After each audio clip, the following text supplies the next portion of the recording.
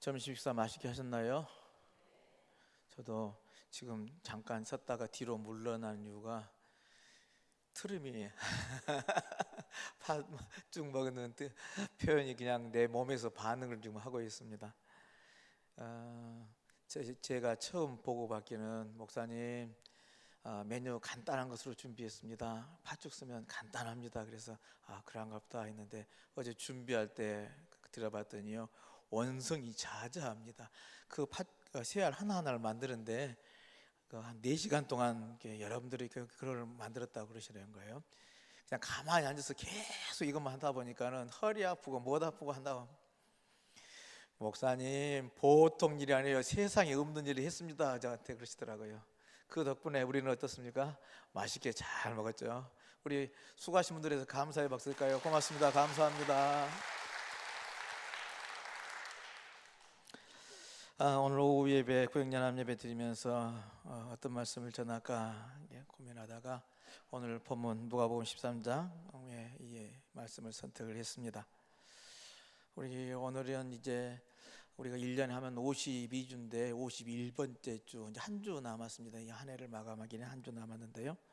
이 묵은 해를 보내고 새해를 맞이할 때마다 누구나 여러 가지 결심도 하고 계획도 세우지만은요, 막상 이 한 해를 지내고 보면은 얼마나 하나님 뜻대로 살지 못한 것이 많은지 따져보면 이루 헤아릴 수 없을 정도로 많다 생각이 되어지는 것이죠. 그렇게 우리는 이렇게 한 해를 보내면서 또 깊은 반성과 불러서요, 회개를 하게 되어지고 또 새로운 결심을 하는 것 아닌가 싶습니다. 그러기에 이런 연말에 되어지면서 마지막을 보내면서 우리가 되돌아봐야 하는 그 시간 한 번쯤 있어야겠다 싶어서 오늘 말씀을 듣겠습니다. 오늘 본문에 나오는 무화과나무 비유가요, 꼭 우리에게 주는 말씀이 아닌가 싶어서요, 말씀을 선택을 했습니다. 내용은 우리 잘 아는 내용이죠. 어떤 사람이 포도원에다 무화과나무를 심었습니다. 이 무화과나무는 우리도 잘 아는 것처럼 관상용으로 이렇게 예쁘게 모여지는 그런 나무는 아니고요, 또 커다란 나무가 돼서 제목을 쓸 수 있는 집을 짓는데 기둥으로 삼는 그런 나무도 아닙니다. 오직 하나 목적은 열매를 얻는 것이 그 목적이죠. 또 그 무화과의 특징이 이렇게 잘 가꾸지 않아도 잘 자라고 열매도 많이 잘 맺습니다. 그러기에 이스라엘 사람들도요, 우리나 그들이나 마찬가지였던 것 같은데 길가에나 아니면은 비슷한 비탈에 이게 많이들 심는다고 그렇습니다. 그래서 오고 가는 사람들, 이게 굶지는 사람들에게 필요에 따라서 열매를 따 먹을 수 있도록 그런 용도로 많이 사용을 한다는 것이죠.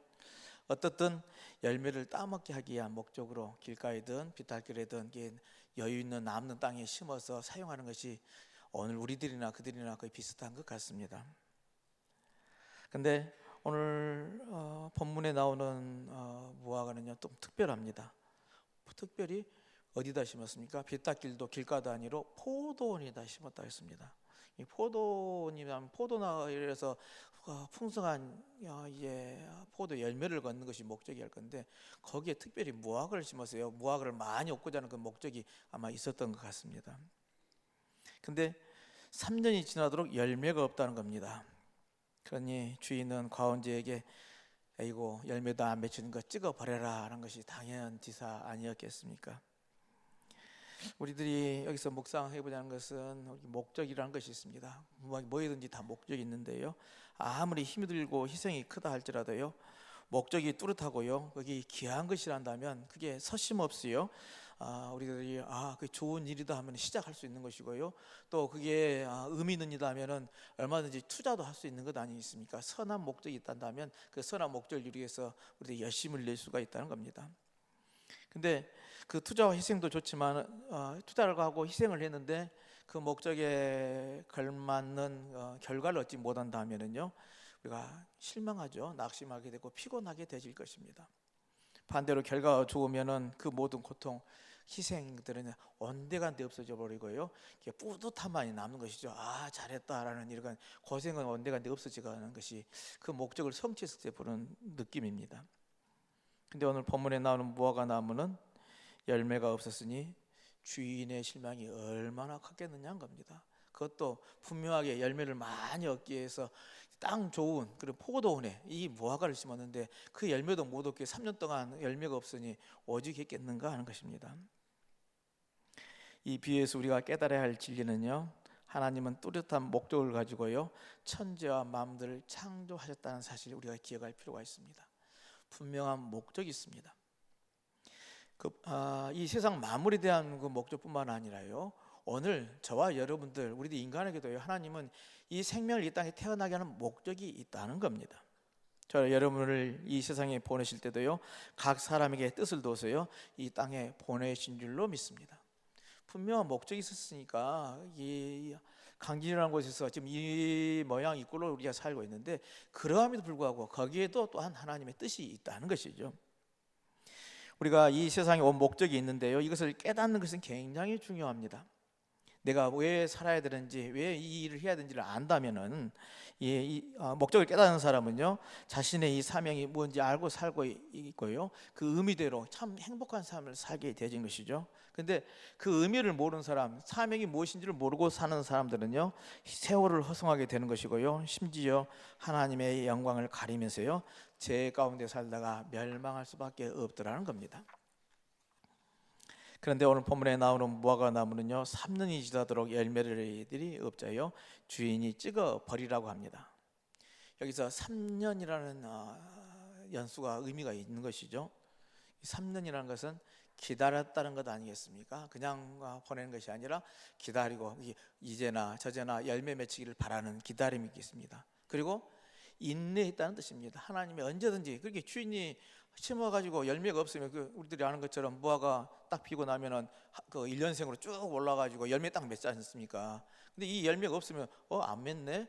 이거 종자가 잘못됐나? 다시 이거 파버리고 다른 종자를 심어야 이 정상적인 모습일 것이죠. 무화과 농사를 짓는 사람이라고 한다면. 그런데 한 해 기다리고 또 기다렸다. 이 인내했다는 뜻입니다. 이처럼 하나님께서는 우리가 열매 맺을 때까지요 마치 탕자가 돌아온 것을 문을 열고 기다리는 아버지처럼요 참고 기다렸다라는 그런 의미일 것입니다. 근데 중요한 것은 하나님의 기다리심에도요 기한이 있다는 겁니다. 언제까지 기다린 것은 아니라는 겁니다.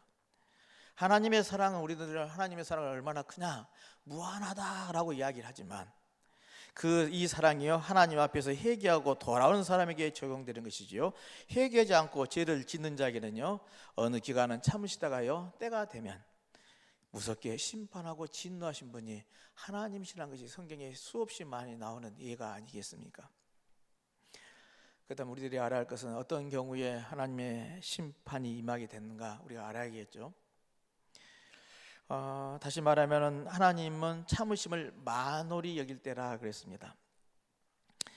다시 말하면 하나님께서 이번에도 봐주실 것이라 생각하고요 하나님은 계속 봐주셨어 이번에도 봐주실 거야 하고 고의적으로 죄를 범하는 것인데요 이럴 때 하나님께 무섭게 진노하신다는 겁니다. 다른 성경 한 구절을 찾아볼까요? 갈라디아서 6장 7절로 8절 말씀 띄워주실까요? 함께 읽겠습니다. 스스로 속이지 말라. 하나님은 업신여김을 받지 아니하시나니 사람이 무엇으로 심든지 그대로 거두리라. 자기 육체를 위하여 심는 자는 육체로부터 썩어질 것을 거두고 성령을 위하여 심는 자는 생명으로부터 영생을 거두리라. 아멘. 스스로 속이지 말라. 하나님은 만홀히 여김을 받지 아니하시나니 했습니다. 업신여김을 받지 않는다는 표현인데요 오늘 무화과 나무에서의 1년간 유예 기간을 주어졌을 뿐이라는 것이죠. 무한정 용서하지 않는다는 겁니다. 근데 주어진 1년 동안요 부지런히 일해야 열매를 맺어야 하는 것인데요 그렇지 않으면요 하나님의 심판이 임할 거라는 겁니다. 너희들이 심든지 그대로 거두리라 그래. 무엇을 심든지 그대로 거두리라 하겠는데 육체를 위해서 심는 것은 육체를 거두는 것이고 성령을 위해서 심는 것은 성령을 거두리라 분명하게 선언을 합니다. 우리들이 하나님은 이 부분에서는 참지 않으시고 심판하시겠다는 것이죠. 또 하나 하나님의 심판이 임하게 되는 경우는요 죄를 범하면서 정당화시키려 할 때 하나님의 심판은 임하더라는 것입니다. 사람들은 누구든지 죄를 짓고 나서요 자기의 잘못을 인정하려 하지 않고요 변명하려 하고 정당하려 한다는 겁니다. 그 죄를 인정하면 하나님께서 분명히 회개하는 자에게 용서가 임한다는 것을 알고 있는데요, 대부분이 우리 사람들은요 그것을 변명하려고 한다는 것이죠. 첫사람 아담과 하와도 그랬습니다. 우리 잘 아는 이야기죠. 하나님께서 금하신 선악 것을 따먹은 후에요, 하나님께서 물으실 때 아이고 제가 잘못했습니다, 실수로 먹었습니다 라고 고백을 했으면 될 일인데요, 그리고 하나님 제가 잘못했습니다 라고 회개했으면 될 일인데요, 그렇지 않고요, 하나님께서 제게 주신 저 여자가 먹으라고 해서 내가 먹었어 라고 변명을 합니다. 하도 자신에게 했을 때 제가 잘못했습니다 라고 이야기하면 되는데요, 그렇지 않고요, 저 뱀이 나한테 먹으라고 해서 유혹을 해서 내가 먹었습니다 하고 또 변명을 합니다. 이게 다 자기가 한 죄에 대해서요 정당화하는 발언들인 것이죠. 근데 이렇게 자기 변명을 하고요 정당화하면서요 자신의 죄를 죄가 아니라고 하면은요 하나님의 공의는 어떻습니까? 무너지는 결과가 오게 되어진다는 겁니다.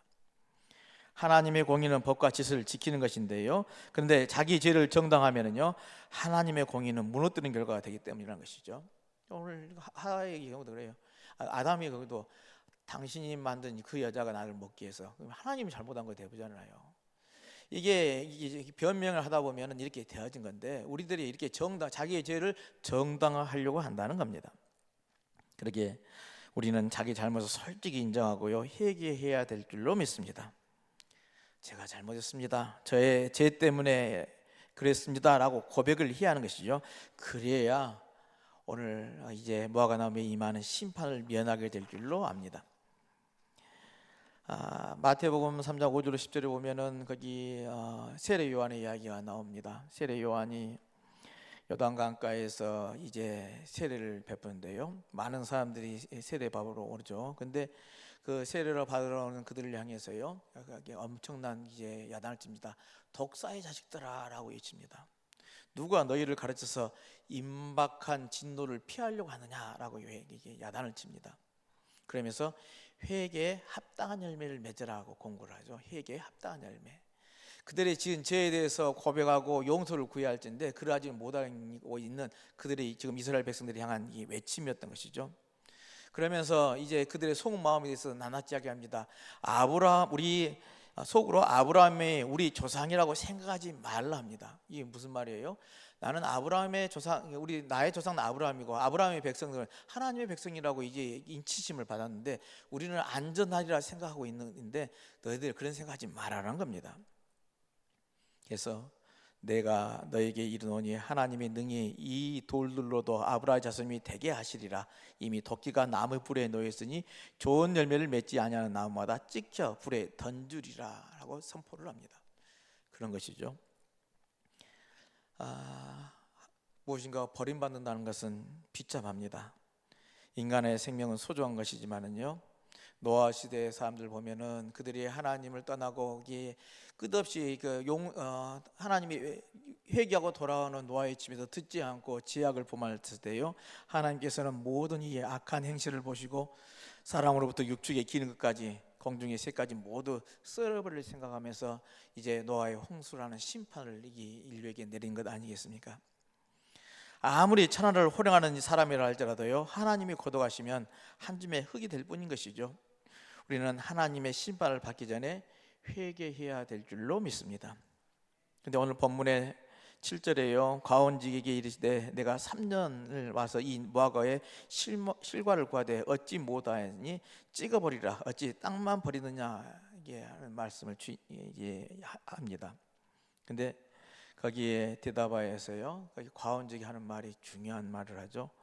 금년에도 주인이여 금년에도 그들에 두소서 내가 두루 파고 거름을 주리니 이후에 많이 실과를 열면이와 그렇지 않으면 찍어버리소서 합니다.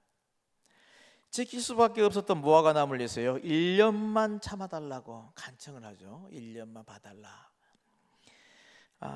이 과원지기는 멸망할 수밖에 없는 우리를 위해서요 1년만 참아달라고 간구하는 것, 누구입니까? 우리 주 예수 그리스도이신 줄로 믿습니다. 우리는 당연히 심판받아 멸망할 건데 열매 없어서 당연히 열매 없는 무화과 나무 같은 존재일지인데 찍혀 버려도 불구하고 우리 주님은 참아달라 간청하고 있는 것이 우리 주님이시라는 겁니다. 간구하신 예수님의 모습에 대해서 몇 군데 살펴봅니다. 로마서 8장 33절로 34절 말씀 함께 읽겠습니다. 누가 능히 하나님께서 택하신 저들을 고발하리요? 의로부터 하신 이는 하나님이시니 누가 정죄하리요? 죽으실 뿐 아니라 다시 살아나신 이는 그리스도 예수시니 그는 하나님 우편에 계신 자여 우리를 위하여 간구하시는 자시니라. 아멘. 하나님 우편에 계시면서 우리를 위해서 간구하시는 분, 그게 바로 예수님이시라는 겁니다. 또 하나 히브리서 7장 25절 말씀 보실까요? 그러므로 자기를 힘입어 하나님께 나아가는 자들을 온전히 구원하실 이는 그가 항상 살아계셔서 그들을 위하여 간구하심이니라. 아멘. 간구하심이니라. 바로 예수님은 우리를 위해서 중보의 기도를 좀 해주시고 계신다는 겁니다. 저와 여러분 지난 1년 동안 우리들의 삶을 본다면 얼마나 많은 죄를 지었습니까? 열심히 산다고 살지만 순간순간 우리의 욕정이 올라오고 또 욕심이 생기고 그러면서 수없이 많은 죄를 범합니다. 죽음과 자초의 길을 당했습니다. 근데 어떻게 생각하면 우리는 이 죄로 말미암아서 어떤 의미에서는 벌써 죽었어야 할 심판을 받았음에도 불구하고요, 지금 우리는 오늘 이 자리까지 왔고 그리고 하나님께 예배드리는 존재가 되졌습니다. 이 자리까지 올 수 있는 이유 어디에 있습니까? 바로 예수님께서 우리를 위해서 하나님 앞에 간구해 주셨기 때문에 가능한 줄로 믿습니다. 날마다 우리의 죄를 참수하는 이 마귀의 송사를 받아서요, 하나님께서 우리를 심판하시려고 할 때마다 예수님께서는 피 묻은 두 손을 보이시면서요, 아버지여 이들을 위해서 내가 십자가에 못 박혔나이다. 나의 이 피 묻은 손을 보시고 이들을 다시 한번 용서해 주옵소서. 오늘 가운데에 왔던 똑같은 심정으로 기도한 줄로 믿습니다. 그러기에 오늘 우리가 있고 우리가 살아갈 수 있는 존재라는 겁니다. 예수님은 우리의 죄를 대속하시기 위해서 이 세상에 오셔서요, 십자가의 모든 고난을 다 당하셨습니다. 예수님이 피 흘리심으로 우리의 죄를 용서받을 수 있도록 그 길을 열어 놓으셨습니다. 그러나 우리가 회개하지 않으면 이 죄 사함을 받을 길이 없게 되어지는 것이죠. 예수님은 가룟 유다를 사랑하시고 그를 제자로 삼으셨으나 끝까지 회개하지 아니할 때요, 결코 그의 손에 사탄이 들어가서요, 그 속에 사탄이 들어가서 예수님을 십자가에 못 박도록 잡아주는 배신자의 역할을 하였고 그 후에는 목매어 자살하고 맙니다. 회개할 수 있는 기회도요, 항상 있는 것만은 아니더라는 겁니다. 때가 지나게 되면 회개할 수 없을 때가 오고요, 결국은 멸망의 길로 가고 마는 것이죠. 그러기에 오늘은 하나님 앞에서 엎드려서요, 지나간 1년 동안의 모든 죄를 통회하고 자복해야 할 줄로 믿습니다. 하나님께 범한 죄는 하나님께 회개하고요, 사람에게 범한 죄는 그 사람에게 가서 용서를 빌고요, 교회 앞에 범한 죄는 교회 앞에서 회개해야 될 줄로 믿습니다. 여러분, 이 날을 헛되이 보내지 않기를 바랍니다. 우리들의 지난날의 죄를 회개하면서요, 기도하는 귀한 믿음들이 되시길 바랍니다. 그리고 새 꿈과 계획을 가지고 새로운 결심을 하면서요, 부르짖는 우리 개인과 국가는요, 결코 망하지 않고 결코 하나님께서 버리시지 않는 그 은혜가 임하게 될 줄로 믿습니다. 그러기에 우리 한 해를 마감하는 이 시간 소명하여서요, 하나님의 크신 은혜와 축복을 받고 먼저 회개하고 돌아서서 하나님 은혜와 축복을 받는 저와 여러분들의 삶이 되시기를 주님의 이름으로 축원을 드립니다. 하나님, 사랑하여 주시고 은혜 내려주심에 감사를 드립니다. 지금까지 저희들 한 해 동안 살아올 수 있도록 인도하신 은혜가 주님의 중보의 기도요 간구이심이 있기에 오늘 우리가 있은 줄로 믿습니다. 회개의 그 때를 깨달아 알게 하시고 자복하고 회개하여 주시며 되돌아서 주의 일꾼으로 바로 설 수 있는 저희들의 삶이 될 수 있도록 은혜 베풀어 주옵소서.